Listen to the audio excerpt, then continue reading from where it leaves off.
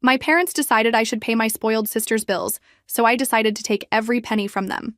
I always thought consistency was a virtue. 14 years without missing a single Saturday lunch at my parents' house. 14 years carrying homemade desserts, arriving punctually at 11:30, kissing mom's cheeks and giving dad a hug. 14 years being the available daughter, the one who always shows up, always remembers birthdays, always says present when called. That Saturday in October, I was holding a Sicilian lemon cheesecake I had made the night before. The same one I always brought when I wanted to impress. Buttery cookie base, creamy topping with that touch of lemon zest that Mom always praised. I had woken up at 6 in the morning to make the perfect glaze, the kind that shines when light hits it at the right angle. At 31, I had an established routine. I work as a financial manager at a mid-sized company in Denver, Colorado. Recently promoted, actually, something I had barely managed to tell the family before they changed the subject to talk about my younger sister Jennifer's problems. I live alone in a condo on the 23rd floor with a mountain view, pay my bills on time, and have savings that have grown consistently over the years. The family always treated me as the one who solves everything. Car problems? They call me. Need someone to pick up grandparents at the airport? I show up. Financial emergency? Well, I always had a good job, right? I carried this role with a kind of silent pride. I was the one who found solutions, the one who never failed, the one who kept everything running. When I parked in my parents' driveway that Saturday, I was especially excited. I had gotten an incredible discount on mascarpone cheese, and the cheesecake had turned out perfect. I could see through the living room window that everyone was already there.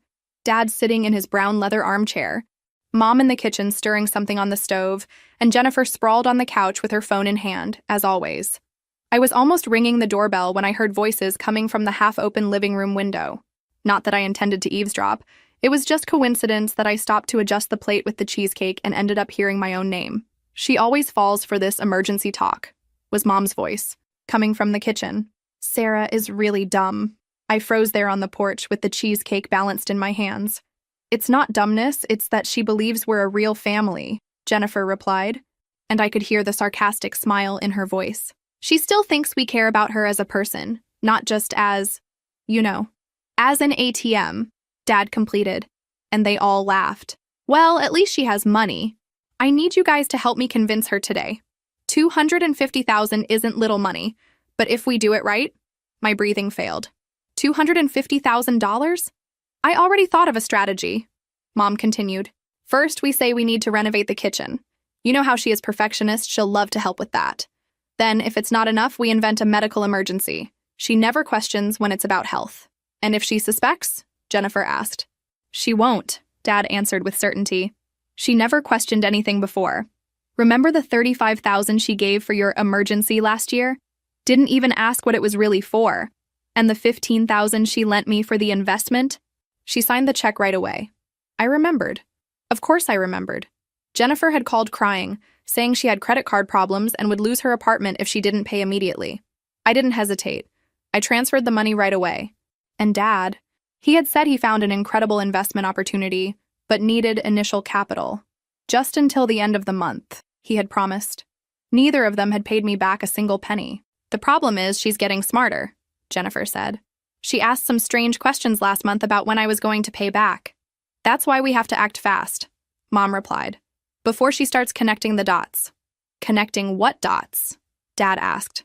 That our dear Jennifer here has a little problem with online games and owes a fortune to the IRS, Mom sighed, and that we're all screwed if she doesn't get this money.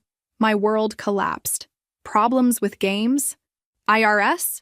I always knew Jennifer was irresponsible with money, but this... She'll pay, Jennifer said with a confidence that made me nauseous. She always pays.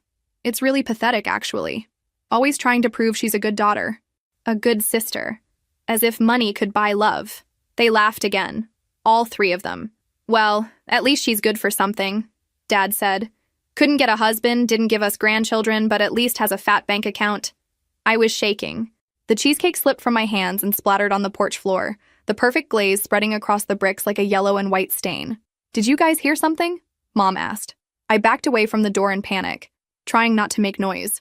My heart was beating so hard I was sure they could hear it. I managed to get to the car without being seen, but my hands were shaking so much it took me 3 attempts to get the key in the ignition. I drove to the nearest mall and sat in the parking lot for 2 hours crying.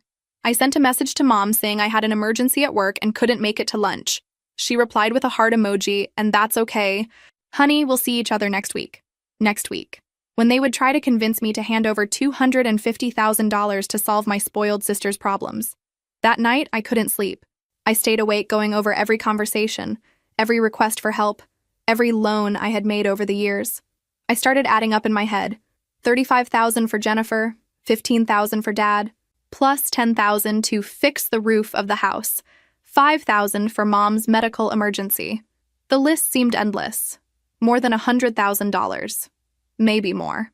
All of this over 5 years, always with promises of repayment that never materialized. And now they wanted another $250,000. I wasn't just the available daughter.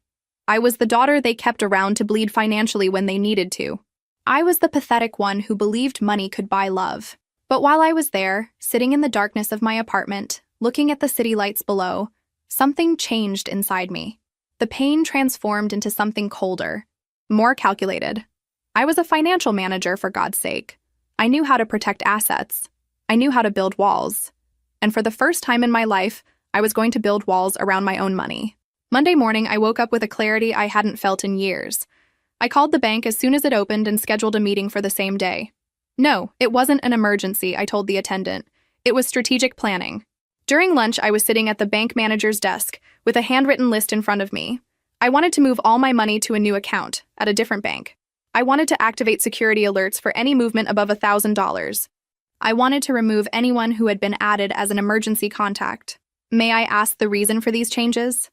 Asked the manager, a middle-aged man in a navy blue suit. Asset protection, I replied, using the language I knew from work. I identified some vulnerabilities in my financial profile. He nodded as if this were perfectly normal. And maybe it was, for people who hadn't spent their entire lives being naive. While he processed the transfers, I took the opportunity to change all my passwords. Bank, credit card, investments, even my Netflix account. Anything my family might have access to was blocked. When I left the bank, I felt like I had come out of a bunker, protected, safe. My phone rang 3 times during the afternoon. Mom, Dad, and Jennifer. I let all the calls go to voicemail. On Tuesday, I sought out my supervisor, Helen, a woman in her 50s who had always treated me with genuine respect. I told her a condensed version of the situation, that I was having family problems and needed guidance on how to protect myself professionally. Have you thought about moving? She asked, direct as always. Not that I want to lose you, but sometimes physical distance is the only thing that works with toxic family. Move where?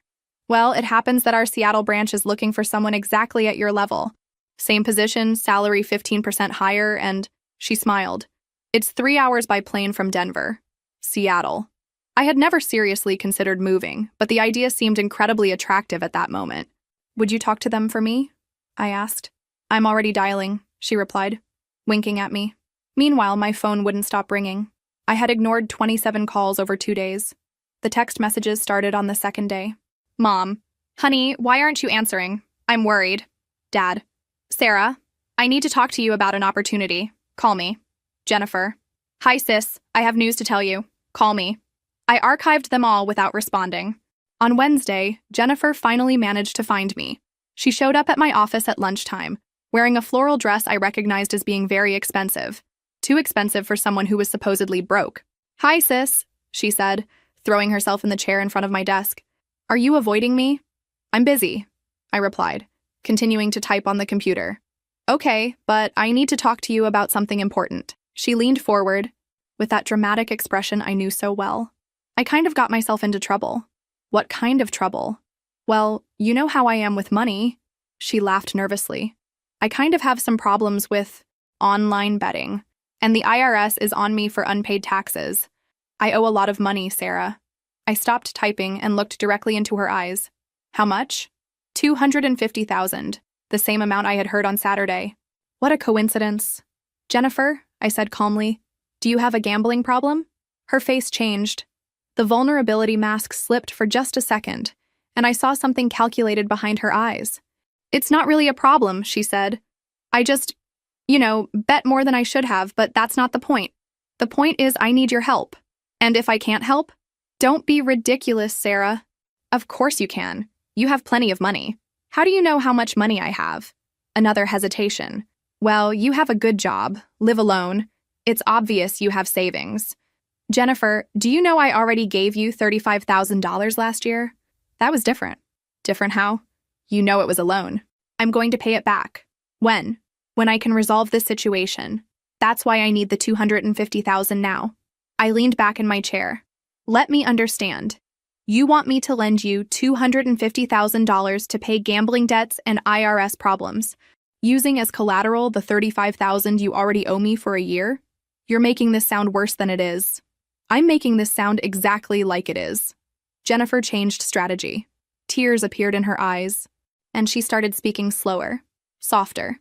Sarah, I'm your sister. Your only sister. You know I wouldn't ask this if it wasn't desperate. I could go to prison. Maybe you should have thought about that before creating federal problems. The words came out of my mouth with a coldness that surprised me. Jennifer was silent for a moment, clearly shocked. You're not being serious. I'm completely serious. But you always help me. You always help the family.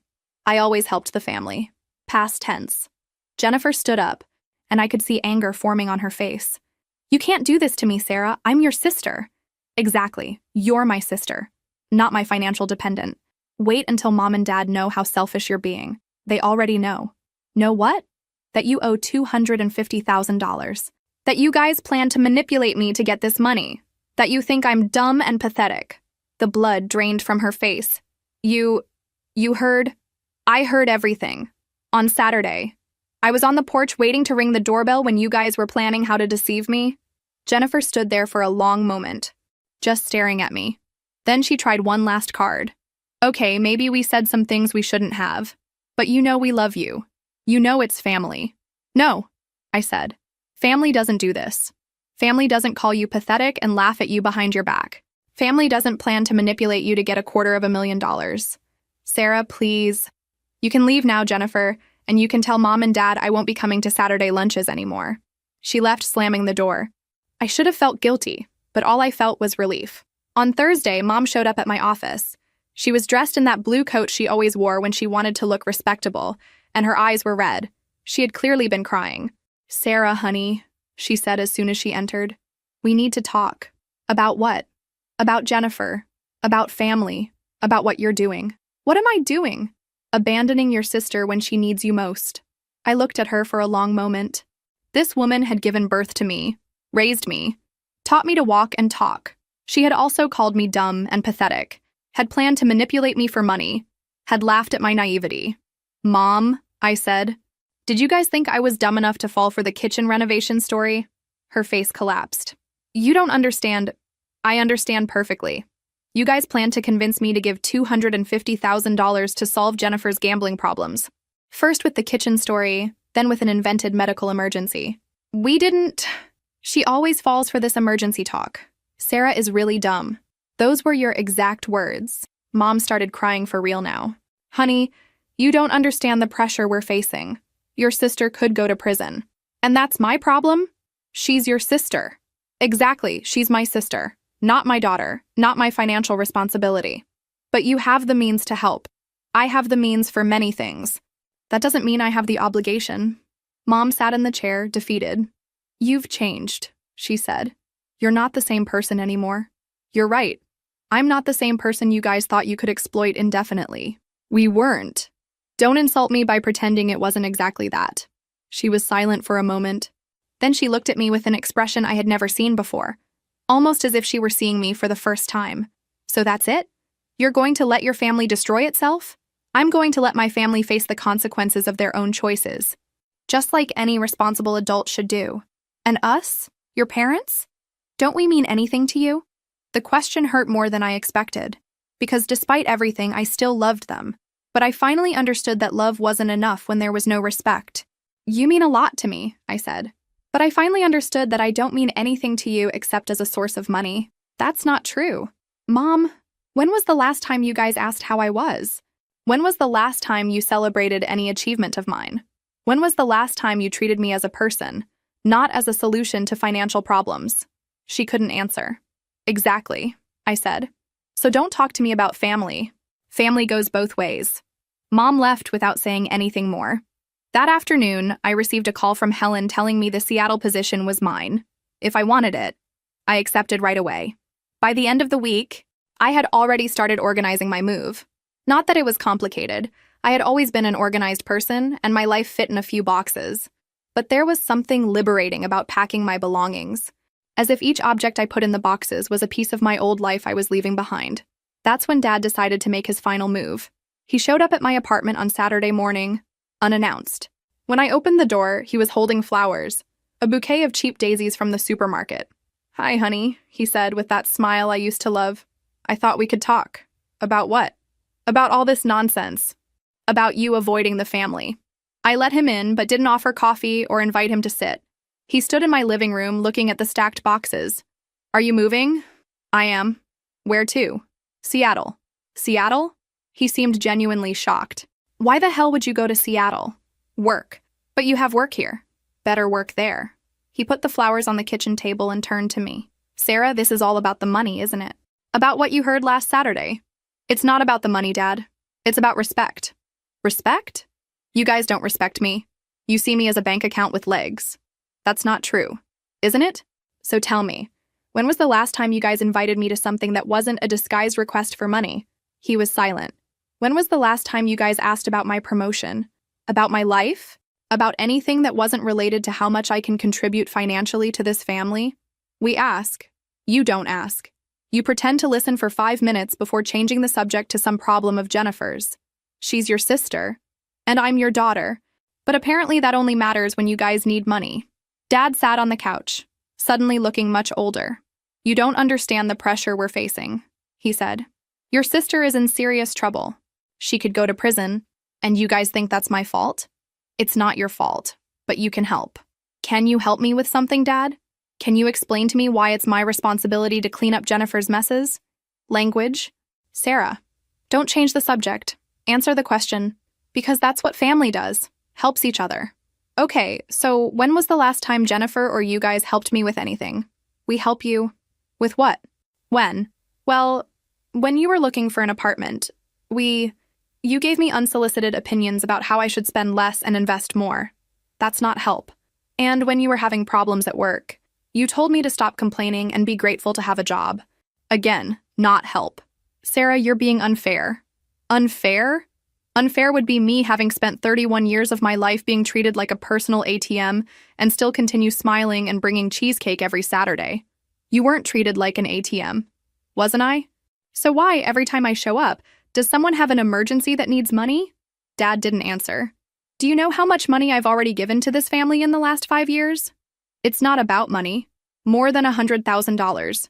$100,000 in loans that were never paid back. $100,000 in emergencies that magically appeared every time I got a bonus at work. You never complained. Because I thought that's what family did. I thought you guys loved me." "We do love you. You love my bank account." "That's not true. Isn't it? So why did you guys laugh when Jennifer said I was pathetic for trying to buy love with money?" The silence stretched for a long moment. "You heard that?" "I heard everything. Every cruel word. Every laugh. Every plan to manipulate me." Dad lowered his head. "We didn't want you to hear. You didn't want me to hear, or you didn't want me to know. Sarah, which is it?" "Dad, are you guys sorry for saying those things, or sorry I found out?" "We're sorry for hurting you. But you're not sorry for thinking those things." "That's not what I meant." "That's exactly what you meant." I sat in the armchair across from him. "Dad, I need you to understand something. I'm not doing this for revenge. I'm not trying to punish you guys. I'm trying to save myself." "Save yourself from what?" "From continuing to be a person who believes she has to buy love. From continuing to be someone who is valued only for what she can give, not for what she is." "But you are valued." "Am I? So why do you guys only call when you need money?" "We call other times. To ask for favors. To solve problems. To do something for you guys." "But that's normal. Normal would be you guys calling to ask how my day was. Normal would be you guys remembering my birthday without me having to remind you. Normal would be you guys being proud of my achievements instead of immediately thinking about how they can benefit you." Dad was silent for a long moment. "So that's it?" he asked finally. "You're leaving and never talking to us again?" "I'm leaving because I need to learn to live without feeling like I have to buy the approval of people who should love me unconditionally." "We do love you unconditionally." "No, Dad, you love me conditionally. The condition is that I continue being useful. That's not true. Then prove it. How? Stop asking me for money. Stop asking me for favors. Stop treating me like a solution to problems. Treat me like a daughter. I do treat you like a daughter. You don't. You treat me like an employee you can count on to solve things. Sarah, you're being dramatic. Dramatic? Dad, you guys literally plan to manipulate me to get $250,000. If that's not drama, I don't know what is. He stood up. Well, I see you've already made your decision. I have. And there's nothing I can do to change your mind? There is. You guys can start treating me like a person who deserves respect instead of a bank account that occasionally needs emotional validation. That's not how we see you. That's exactly how you see me. He walked to the door, then turned around. You know your sister could go to prison, don't you? I know. And you're okay with that? I'm not okay with that. But it's also not my responsibility to prevent it. She's your sister. And I'm her sister. Where was she when I needed emotional support? Where was she when I was going through problems at work? Where was she when I was having trouble dating? You never asked for help. I shouldn't have to ask. Family should notice. Family should care. We do care. You care about what I can do for you. That's not the same thing. Dad opened the door. I hope you change your mind, he said. I hope you guys change your attitude, I replied. After he left, I continued packing. But something had changed. The conversation with Dad had clarified some things for me. They really didn't understand what they had done wrong. For them, I was being dramatic and selfish. For me, I was finally learning to value myself. 2 weeks later, I was at the airport waiting for my flight to Seattle. I had sold most of my furniture and sent the rest of my things by mail. I was carrying only 2 suitcases and a carry-on bag. While waiting in the departure lounge, my phone rang. It was a number I didn't recognize. Hello? Sarah? It's Mom. I'm calling from our neighbor's phone. Hi, Mom. Honey, please don't board that plane. Why? Because we need you here. Because you're our daughter and families stick together. Families that respect each other stick together. We do respect you. You don't, but maybe one day you'll learn. Sarah, please. Mom. I need to hang up. My flight is calling. Wait, before you go, I just want you to know that I love you. I love you too, Mom. But love without respect isn't enough. I hung up the phone and boarded the plane. During the flight, I looked through the small windows and saw Denver shrinking below me. Somewhere down there was my family, probably dealing with the consequences of Jennifer's choices. Somewhere down there was the house where I had spent countless Saturdays, always trying to be the perfect daughter. But I wasn't running from them. I was running toward myself. Seattle was different from everything I knew. Rainy when Denver was sunny, mountainous in a different way, with an urban energy that excited me. My new apartment was on the 32nd floor of a downtown building, with floor-to-ceiling windows and a view of Puget Sound. The work was challenging in a good way. My new colleagues treated me as a respected professional, not as someone who was always available to solve their personal problems. I had important responsibilities, interesting projects, and for the first time in years, I felt like I was growing professionally. But best of all were the weekends. Saturdays without mandatory family commitments. Saturdays where I could wake up late, have brunch alone, explore the city, or just stay home reading a book. On the first Saturday, I decided to make a cheesecake. Not out of obligation, not to impress anyone, but because I wanted to. I made the same Sicilian lemon one I used to bring to lunches in Denver. But this time I ate it alone, standing in my kitchen, looking at the city view. It tasted like freedom. After 3 months in Seattle, I started receiving updates about my family through my cousin Rachel, who lived in Phoenix. Apparently, things weren't going well. Jennifer had tried to borrow money from other relatives, but everyone had already heard about her gambling problems. No one wanted to lend. She had tried to sell some things but didn't have much of value. The deadline with the IRS was approaching. Mom and Dad had tried to get a loan using the house as collateral but were denied due to bad credit history. Apparently, it wasn't the first time they had financial problems. They're saying it's all your fault, Rachel told me during a call, that you abandoned the family when they needed you most. And what do you think about that? I think you did the right thing. I always thought it was strange how they always turned to you to solve financial problems. Did you know? Sarah, everyone in the family knew. They weren't discreet about it. They always talked about how you had a good job and could help with emergencies. And no one ever said anything? It wasn't our business. And you never seemed to mind. Because I didn't understand what was happening. Well, at least now you understand. 6 months after the move, Rachel called me with more serious news. Jennifer was arrested, she said without beating around the bush. What? IRS. Tax evasion. She's going to be federally prosecuted. I sat in my armchair, looking at the sound outside. I felt a strange mixture of emotions. Sadness, relief, and something that could have been guilt if I didn't know there was nothing I could have done to prevent this. And Mom and Dad? Devastated. They're trying to get money for a good lawyer, but they don't have it. Did they try to sell the house? Yes. But they owe more than it's worth. Double mortgage? Apparently. Double mortgage? They took a second mortgage a few years ago to cover other debts of Jennifer's. You didn't know? I didn't know. Another thing they had hidden from me. Rachel, can I ask you something? Sure. Do you think I should do something? Like what? I don't know. Help with the lawyer? Lend money for… Sarah, Rachel interrupted me. Can I be brutally honest with you? Please. You've already given them more money than they deserve. You've already sacrificed more of your own happiness and financial stability than any daughter should. And even so, even after all this, they continued treating you like a money-making machine. But she's my sister. And you're her sister. Where was she when you were being treated as the family's personal bank? Where was she defending you? You're right. Jennifer created these problems alone. Your parents allowed and even facilitated her behavior. None of you are responsible for cleaning up this mess. But what if she goes to prison? Then she goes to prison. And maybe finally she'll learn that actions have consequences. After that conversation, I made a decision. I wrote a letter to my parents. Not a cruel or vindictive letter, but a letter explaining my position clearly and calmly. Dear Mom and Dad, I began. I heard about Jennifer's situation, and imagine you're going through a very difficult time. I want you to know this saddens me deeply, but I also want you to understand why I cannot and will not help financially. I explained how years of being treated as a solution to financial problems had affected me, how discovering they planned to manipulate me had broken my trust, how I needed to learn to be valued for who I was, not for what I could give. I love you. I finished the letter. But love doesn't mean accepting being disrespected indefinitely. When you're ready to treat me as a daughter instead of as a source of money, I'll be here. Until then, I need to take care of myself. I sent the letter and received no response. A year after the move, Jennifer was sentenced to 2 years in federal prison. My parents lost the house and moved to a small apartment in a cheaper neighborhood. Rachel told me these updates, but they seemed increasingly distant from my new life. Because I had a new life. A life where my weekends were mine. A life where my money was mine.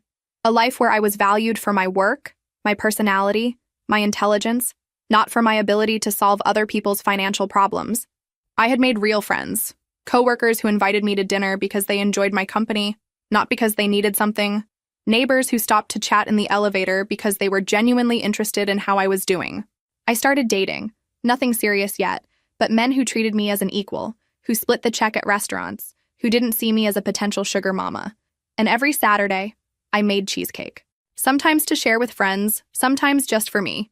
But always because I wanted to, never because it was expected. 2 years after the move, I received an unexpected call. It was Mom. "Hi, honey," said the familiar voice, but more fragile than I remembered. "Hi, Mom. How are you?" "I'm well. And you guys?" "We're surviving. Jennifer gets out of prison next month." "That's good." "Sarah, I wanted to call you because I finally understand." "Understand what?" "Why you left. Why you stopped helping us." "I understand now." "What made you understand?" "These 2 years without you. These 2 years having to deal with everything alone. I realized we never learned to be a real family because we always had you to solve everything." "Mom." "No, let me finish. I realized we treated you badly, that we used you, that we never valued you the way you deserved." I was silent, not knowing what to say. "I'm not calling to ask for money," she continued. "I'm not calling to ask for help. I'm calling to apologize." "Thank you," I said simply, "and to tell you that I love you." "Really? Not because you always solved our problems, but because you're my daughter, and I should have shown you that much sooner. I love you too, Mom. Could you ever forgive us?" "Mom, I forgave you guys a long time ago. Not for you, but for me. Forgiving doesn't mean forgetting or going back. It means letting the anger go. And does it mean that maybe one day we could have a relationship again? Maybe. But it would be a different relationship. A relationship where I'm respected. A relationship where I'm not expected to solve financial problems. A relationship where I'm valued for who I am. I would like that very much. I would too. Can I call you from time to time? Just to know how you are?" "You can, but Mom, If any call is about money or problems, I'll hang up. And I won't answer the next ones. I understand. And I won't come to Denver for holidays anymore. If you guys want to see me, you'll have to come here. That's fine. And if Jennifer wants to talk to me when she gets out of prison, she'll have to apologize to me first. Real apologies, not the kind of apology that's actually a disguised request for help. I'll talk to her. Don't talk to her for me. Don't. Let her make her own decisions. Okay. After I hung up, I sat on my balcony looking at the sound. Seattle's sky was doing that thing it does, changing from gray to blue to something almost golden, all in a matter of minutes. I didn't know if Mom was being sincere or if this was just another strategy. I didn't know if our relationship could be fixed or if I wanted it to be. But I knew one thing. I had learned to live without them. I had learned to value myself. And that, by itself, was worth every difficult moment of the last 2 years. 6 months later, Jennifer sent me a letter. A handwritten letter. Not typed, which surprised me. "Sarah," it began, "I know I have no right to expect you to read this, but I needed to try." She explained how prison had changed her, how she had stopped gambling, had no choice, obviously, and how that had given her clarity about how much she had lost because of the addiction, how she had thought about our relationship and realized how badly she had treated me. "I was always jealous of you," she wrote. "You were always the responsible daughter, the one who had everything together, the one who always solved everything. And instead of admiring that, I resented it. I resented that you were everything I couldn't be. So, when I discovered I could use that I could manipulate you to get money, I did. And I convinced myself it was okay because you could afford it, and because family helps family. But what I was really doing was punishing you for being better than me, and that's unforgivable." She didn't ask for money in the letter, didn't ask for help, didn't even ask me to respond. She just apologized. "I don't expect your forgiveness," the letter ended. "I just wanted you to know that I finally understand what I did, and that I'm sorry, really sorry." I kept the letter in a drawer and didn't respond. Not because I was angry, but because I wasn't ready. And maybe I never would be. And that was okay. 3 years after the move, I met someone. David was an architect who had moved to Seattle the same way I had, fleeing a toxic family situation in Portland. We understood each other in a way I had never experienced before. He never asked me to lend him money. He never assumed I would pay the bill because I had a better job. He valued me for my intelligence, my sense of humor, my ability to make perfect cheesecake. On our first Thanksgiving together, we made our own dinner instead of visiting our families. It was the first Thanksgiving of my life where I didn't feel guilty for not being somewhere else. "Do you miss them?" David asked me while we washed dishes. "I miss the idea of them," I replied. "I miss the family I thought we had. But I don't miss the actual dynamic." "That makes sense. And you?" "Same thing. I miss having a functional family, but I don't miss my dysfunctional family. Maybe we can make our own functional family," I said. I would love that. 4 years after the move, Mom came to visit me in Seattle. It was strange to see her in my space, in my apartment, in my new life. She seemed smaller than I remembered, more fragile. But she didn't ask for money. She didn't mention problems. She just wanted to know about my life. "You seem happy," she said while we had coffee on my balcony. "I am happy. I remember when you were little. You always seemed to be trying to make everyone happy, always trying to be the perfect daughter. I still try to make people happy, but now I include myself on that list. I should have taught you that. You couldn't teach what you didn't know. I know now.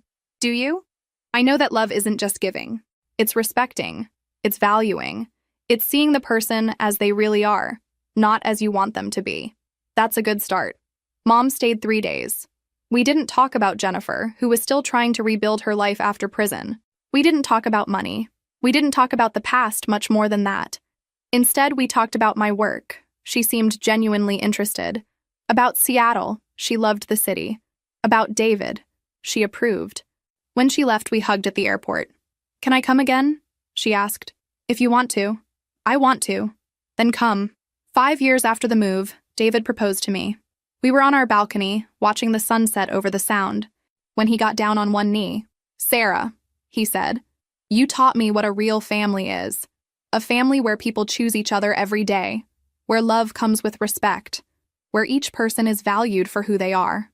David, I want to build a family like that with you. I want us to be the example of how healthy relationships work." "Yes," I said before he even finished asking. "Yes, I want that too." At our wedding, Mom was there. Dad too, although he still had trouble looking me in the eyes. Jennifer wasn't there. She had sent a card but didn't feel ready to see us in person.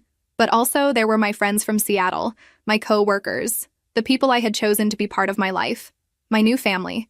During his speech, David talked about second chances and chosen families, about how sometimes you have to save yourself before you can love someone right.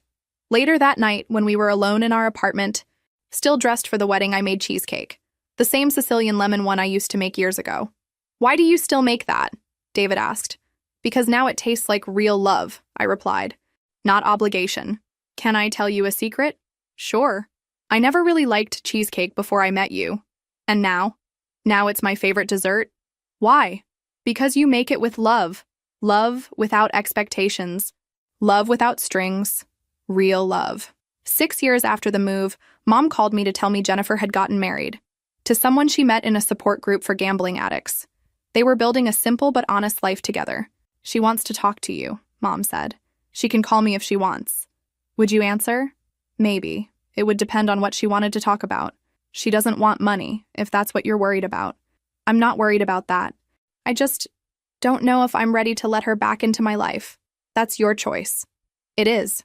And for the first time in my life, you guys are respecting my choices." "We learned." "I hope so." Jennifer never called me, and that was okay. Some bridges burn completely, and that's not necessarily a bad thing. 7 years after the move, David and I had our first daughter, a girl we named Emma. When she was born, I held her in my arms and promised her she would never be treated like I was treated, that her value would never be measured by what she could give to other people, that she would be loved unconditionally, respected always, and valued for exactly who she was. "She's perfect," Mom said when she came to meet her granddaughter. "She is. You're going to be an incredible mother." "I'm going to try. You're going to be better than I was." "Mom, no, it's true. You already are.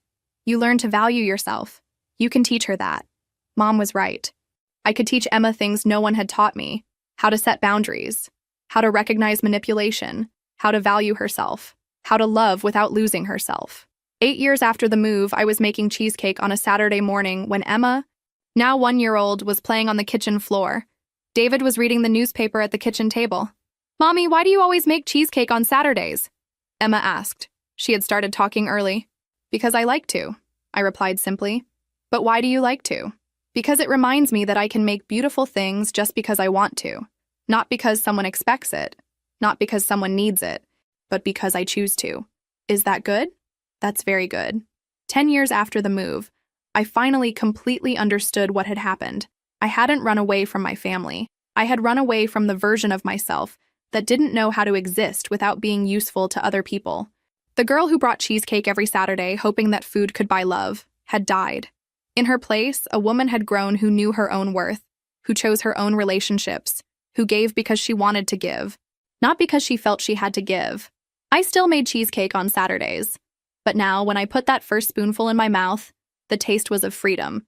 It was the taste of finally having learned the difference between being loved and being used.